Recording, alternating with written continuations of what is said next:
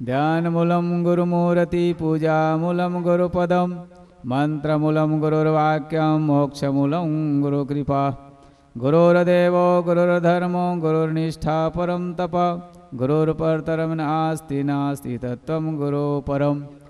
संत मिलन को जाइए तज माया अभिमान, जो जो पग आगे धरे कोटि यज्ञ समान, जो जो पग आगे धरे कोटि यज्ञ समान। जब तक रहेगी जिंदगी फुर्सत नहीं है काम से, कुछ ऐसा समय निकाल लो प्रेम कर लो राम से, कुछ ऐसा समय निकाल लो प्रेम कर लो राम से। बोलिए सदगुरुदेव की जय। विश्ववंदनीय संत सम्राट सदगुरु कबीर साहेब जी, अपना इष्ट गुरुदेव श्री अपना चैवारगोटा कबीर आश्रम थी सरदेव श्री सिद्धेश साहेब जी, मुद मंगल में संत समाज, आदरणीय भक्त सज्जनों, नेमी प्रेमी बंधुओं, भक्तिमती माताओं बहनों, बालगोपाल तेमज अमर कलाकार बहन साहेबों, आज शुभगाम આજે શુભગામ ચાપરગોટા મુકામે આપણા ખૂબ જ નેમી પ્રેમી તેમજ આપણા વડીલ દિવાન શ્રી રણછોડભાઈ ભૂરાભાઈ, આજે એમના ઘરે સુંદર સરસ મજાના કાર્યક્રમ આયોજન કરવામાં આવ્યો છે અને આપ સૌને ખબર છે એમના ચિરંજીવ સુપુત્ર છે ભક્ત શ્રી ભાઈલાલભાઈ રણછોડભાઈ, તેમના સુપુત્ર છે રાહુલભાઈ ભાઈલાલભાઈ, તેમના ચિરંજીવ સુપુત્ર છે આરુષ કુમાર, તેમના જન્મદિન જેને આપણે બર્થડે કહીએ છીએ બરાબર, એ નિમિત્તે સુંદર સરસ મજાની આજે કાર્યક્રમ આયોજન કરવામાં આવ્યો છે અને કાર્યક્રમની આજની રૂપરેખાનું હું બખાન કરે, અમે હો ચક્કર મેં છે બરાબર ને, એના શબ્દ ક્યારના બેઠા બેઠા હોદીએ કઈ શબ્દો વાપરીએ, શબ્દકોશ હોદીએ તેવો નહીં મળતો બરાબર કે નહીં, એટલી બધી સજાવટ આટલા બધા કાર્યક્રમોમાં કર્યા, પણ આજની જે કાર્યક્રમની રૂપરેખા સજાવટ પ્રેમ ભાવના લગ્નની કંઈક અલગ જ, શોભાયાત્રા પણ સુંદર સરસ મજાની કરવામાં આવી, એના સાથે ભક્તો પણ જોડાયા, આખા ગામ જોડાયા અને અહીં અમે જ્યારે અંદર આવ્યા ને તો અમે તો ઉપર જ જોતા તો હો કે આ ચક્કર ખાયું બરાબર, એટલી બધી આ શોભા તેમજ આ જ્યારે બર્ડ ઉપર જે સિંહાસના બનાવ્યા કેટલું સુંદર સરસ મજાની, તો કહેવાનો મતલબ એવો સુંદર સરસ મજા આજે મહેનત કરી, કેટલા દિવસથી આ મહેનત કર્યો છે અને મહેનત પણ કરી છે, સાથે સાથે ખર્ચા પણ કરી છે, એના કારણે તાલા સુંદર સરસ મજાના કાર્યક્રમ આજે આપણે સમક્ષ હાજર થયા જોયા છે આપણે, અને આ બાળકના જન્મદિન નિમિત્તે આ કાર્યક્રમ રાખવામાં આવે છે. આપણે જાણીએ છીએ કંઈક ને કંઈક નિમિત્તે આપણે કાર્યક્રમ આયોજન કરીએ છીએ, પણ આજનો જે કાર્યક્રમ છે આરુષ કુમાર એના જન્મદિન છે, એના આપણે અત્યારની ભાષામાં બર્થડે કહેવામાં, શું કહેવામાં આવે છે? બર્થડે કહેવામાં આવે છે બરાબર ને.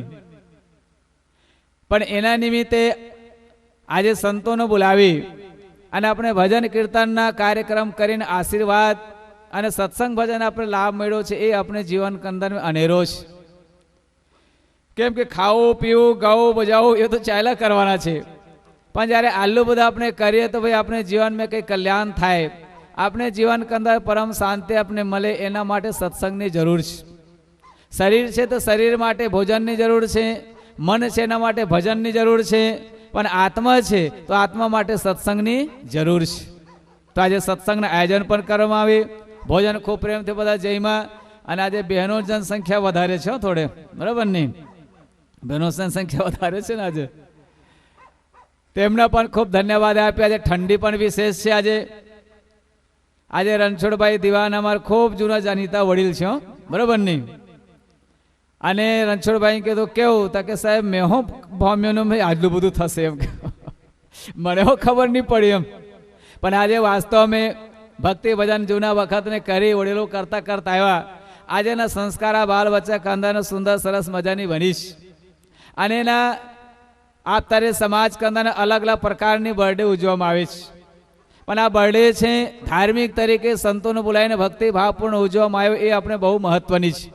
કેમ કે આ કાર્યક્રમ અંદર મેં ઘણા બધા ચીજો આપણે શીખવા મળે, સંસ્કાર પણ આપણે મળે, પુણ્યને કામ પણ આપણે થાય, ધર્મની કામ પણ આપણે થાય, સાથે સાથે આપણે શિક્ષા પણ મળે અને આપણે જીવનમાં કલ્યાણ પણ થાય. એવા પ્રકારની આજની કાર્યક્રમનું આયોજન કરવામાં આવ્યું છે. સંતો પણ આવી ગયા, સગા સંબંધો આવી ગયા, કલાકારો પણ આવી ગયા, બર્થડે હો થઈ ગયા, બરાબર નહીં? અને અમારા દિવાન સાહેબ તો કીધું ને, બરાબર નહીં? આ નવા જૂનું થવાનું તેઓ મળી ગયા, બરાબર નહીં? પણ યાદ રાખજો, આ દુનિયામાં કોઈ ફેક્ટરી નથી, એવા કોઈ હોદવા જતા નહીં હોય, બરાબર કે નહીં? કોઈ જગ્યાએ એવું ફેક્ટરી નથી કે તમે જવાનમાંથી પાછા, બરાબર, બુઢામાંથી જવાન બની જાય. પણ આ તો લોકોને એક સમજાવવા માટે છે, બરાબર? આપણે જૂના વિચારોને છોડીને આપણે નવા વિચારો કરીએ આપણે, બરાબર? એ તો આપણે માટે જવાન જ, કેમ કે જૂના સંસ્કારો જ્યાં સુધી આપણે છોડીએ તો સુધી આપણે જીવન કરતા નવ સંસ્કારો આવવાના નથી. સૂરજ પણ જ્યારે ઉગે છે તે પણ ડૂબી જાય, પણ રોજ જ્યારે ઉગતા હોય છે નવી દિશા, નવી ચીજો, નવી કિરણ લઈને આવતા હોય. એ પ્રકારે કોઈ પણ મનુષ્ય જ્યારે જન્મ લઈને આવે છે તો શું લઈને આવે? સુકૂન લઈને આવે. શું લઈને આવે છે? એ સુકૂન લઈને આવે. અને સુકૂન શું લઈને આવે છે? કે મારે જીવન કે અંદર મેં કંઈક કરવી છે, મારે જીવન કે અંદર મેં કંઈ કમાણી કરવી છે, મારે જીવન કે અંદર મેં કંઈ સારું કામ કરવું છે, જીવનમાં કંઈ નામ કમાવાનું છે, આવું સુકૂન લઈને આવતા હોય. પણ જ્યારે આવે સંસારમાં આવ્યા પછી જેવું જેવું વાતાવરણ, જેવો જેવો સંસ્કાર, જેવો જેવો માહોલ, એવા પ્રકારનું આપણું જીવન બની જતા હોય. અને જે મુખ્ય લક્ષ્ય છે એ લક્ષ્યને આપણે ભૂલી જઈએ છીએ. એના માટે સદગુરુ કવિ સાહેબ સુંદર સરસ મજાને આપણે ચેતાવ્યો છે, કીધું કે જબ તક રહેગી જિંદગી ફુરસદ નહીં એ કામ છે. જ્યાં સુધી આપણે જીવતા રહેશે તો સુધી આપણે કોઈ ધારા ફુરસદ મળવાની નથી આપણે. કેમ કે ધંધા વેપાર એવો છે, પેટના માટે આપણે કરવું પડે, દેહના માટે આપણે કરવું પડે, પરિવાર માટે આપણે કરવું પડે, કંઈક ને કંઈક જીવનનો આપણે કરતા રહેવાનો છે. તો જો સુધી આપણે જિંદગી છે તો સુધી કોઈને ફુરસદ મળવાના નથી. પણ સાહેબ કહે છે કુછ ऐसा समय निकालो प्रेम कर लो राम से. સાહેબ કહે છે કુછ એવું સમય નિકાલો, આપણે સમય કાઢીએ અને સમય કાઢીને આવો સત્સંગ ભજન કે અંદર આપણે જઈએ. એમ તો જીવોને બે શક્તિ બતાવ્યો છે, એક સહન શક્તિ અને બીજો નંબરનો સમજ શક્તિ. આ આપણને વરદાન તરીકે મળ્યો છે. એક તો સમજ શક્તિ અને સહન શક્તિ. પરિવારમાં આપણે કુટુંબ પરિવારમાં રહીએ તો આપણે સહન શક્તિ કરવું પડે છે, બરાબર? અને આધ્યાત્મિક ક્ષેત્ર કે અંદર में समझ शक्ति, જો આપણા જીવન કે અંદર में સમજ હશે, જ્ઞાન હશે, બોધ હશે તો કોઈ દર દુઃખી પણ ના થઈએ અને કોઈ દર ભટકે પણ નહીં. પણ પરિવારમાં જ્યારે આપણે રહીએ છીએ, સમાજમાં આપણે રહીએ છીએ તો સાહેબ કહે છે સહન શક્તિ. શું જરૂર છે? સહન શક્તિ. અને સહન શક્તિ કરે છે એ જ મહાન બને. જ્યારે સમુદ્ર મંથન કરવામાં આવ્યા અને સમુદ્ર મંથન કરવામાં આવ્યા ત્યારે 14 પ્રકારના રત્ન પ્રગટ થયા. અને આપણે બધા જાણીએ છીએ સારું સારું હોય ને બધા ગ્રાહક હોય ને, બરાબર? પણ સારી સારી જે ચીજો છે, રથ છે, બરાબર, હાથી છે, લક્ષ્મી છે, આ બધા ચીજોના બધા ગ્રાહક થઈ ગયા. અમૃત છે એના પણ જ્યારે જહર આવ્યો ને, જહરના વાર આવ્યો તો કોઈ પીવા તૈયાર નહીં. દાનવ પણ તૈયાર નહીં, માનવ પણ તૈયાર નહીં. दानव ने कह भाई जहर पी लो, तो कहना हम नहीं पियेंगे. मानव ने कहे पियो तो हमें पण ना पिए, तो पीछे कौन? तारे बधा नजर कोई तरफ गया, शंकर भगवान तरफ गया. केम के शंकर भगवान तमे जोया छे, बराबर? एवं कोई तरह आवा स्वेटर हटर पहरो नहीं, तमे जोया छे कोई तरह टोपी होपी नहीं.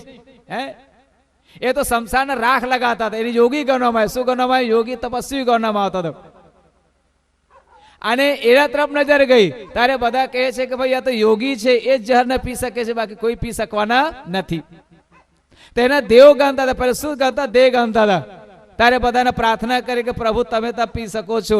ત્યારે કહેવામાં આવે છે કે જ્યારે જહર પીયો અને તે દિવસે શું બની ગયા? મહાદેવ બની ગયા. હું બની ગયા? દેવમાંથી મહાદેવ બની ગયા.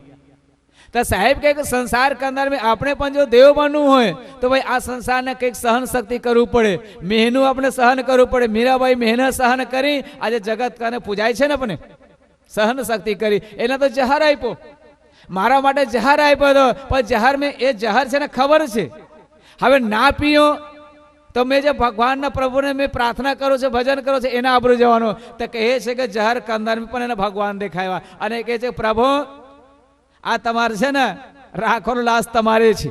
મેં તો જહર પી ગયા અને બચાવવાનું તમારું કામ છે કરીને જહર પી ગઈ. બતાવો અને કેટલું મહેનત સહન શક્તિ કરી. તો સાહેબ કહે છે પ્રકાર આપણે પણ જીવન કે અંદર જો સહન શક્તિ આપણે કરીએ અને સમજ શક્તિ જીવન હશે તો આપણે બેડો પાર થઈ જવાના. જેમ ગાડીને બે પેડ આવે ને એ પ્રકારની.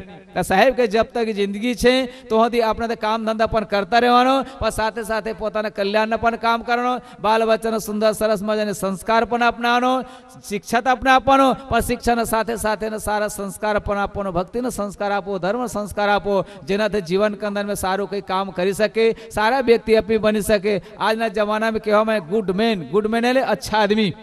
સાહેબ કહે છે ગુડ મેન અચ્છા આદમી. આજે અચ્છા આદમી હોદવું પડે છે, હોદવું પડે કે નહીં? અચ્છા આદમી હોદવું પડે છે ને. બાકી તો તમે નોકરી ચાકરી વાળા જોશો દુનિયામાં આપણે મળવાના છે. ડાક્ટર જોલો તો ડાક્ટર ટોટો નહીં, કોઈને દેવો તો કોઈ નહીં, બરાબર. આ સંસારે બધા ચીજો મળવાના છે. પણ આજ કે જમાના કે અંદર મેં સાહેબ કે અચ્છા વ્યક્તિની જરૂર છે. સકલો દૂરમાંથી દૂર કરો, અચ્છા જન્મ બનાવો. આપણે સંસાર કે અંદર જો સુધી દૂરમાંથી દૂર ના કરે તો સુધી આપણે જીવન અચ્છા બનવાના નથી. માટે આવા સત્સંગમાં જઈએ, ભજન કીર્તનમાં આપણે જઈએ, સારા સરસ મજાને આપણે જીવન જીવીએ. આજે આ પરિવારને ખૂબ ખૂબ ધન્યવાદ આપીએ. અને અમારે રાહુલભાઈને તો ખૂબ ખૂબ ધન્યવાદ. કેવા પ્રકારના આયોજન કર્યું, સુંદર સરસ મજાની. એમ તો અમને ઉઠવાનું મન નહીં થાય, પણ તમને ખબર નહીં, બરાબર ને? બરાબર ને? આજે બેહિદ્ર જો આ કલાકારો એમાં જ છે, બરાબર ને? એટલો સુંદર સરસ મજાની સજાવટ કરી છે.